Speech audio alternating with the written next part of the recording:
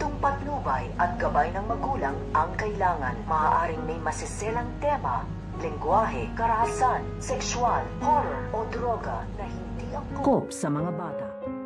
Ang pakikipaghabulan nito nga ni Marcelo at nito nga ni Tanggol dito nga sa mga pulis na humahabol nga sa kanila.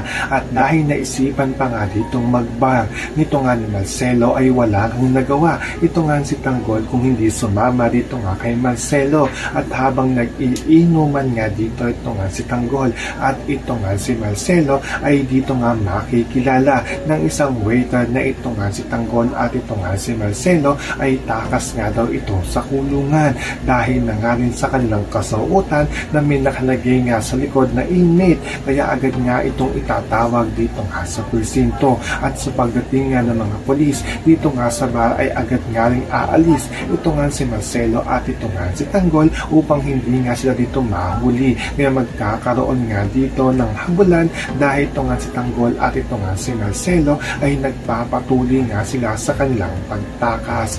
So makakaabangan nga natin dito ang pagtakas nito nga ni Marcelo at nito nga si Tanggol. Yan ang ating mga pakakatutukan at pakakaabangan dito nga lang sa FTG's Batang Quiapo.